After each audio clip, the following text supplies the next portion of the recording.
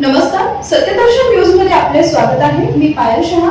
एक नजर टाकूया आजच्या ठळक घडामोडीवर. आदिवासी शेतकऱ्यांचा लॉंग मार्च मोर्चा निघाला की मागण्या मान्य होत्या, परंतु अंमलबजावणी. आदिवासी आणि शेतकऱ्यांचा लॉंग मार्चनं पुन्हा एकदा सरकारकडे प्रलंबित मागण्या अधोरेखित केल्यात. या मोर्चाचा मुख्य उद्देश वन हक्क कायदा आणि पंचायतींना अनुसूचित विभागात अधिक अधिकार देणाऱ्या कायद्याची अंमलबजावणी करून देणे, सिंचन प्रकल्प पूर्ण करणे आणि जिल्हा परिषद शाळांमधील रिक्त पदे भरणे आदी मागण्यांसाठी दबाव वाढवणं आहे. आंदोलनाचं नेतृत्व कम्युनिस्ट पार्टी ऑफ इंडिया आणि अखिल भारतीय किसान सभा करत आहे. हजारो आदिवासी आणि शेतकरी मुंबईच्या दिशेनं पायी येत आहेत.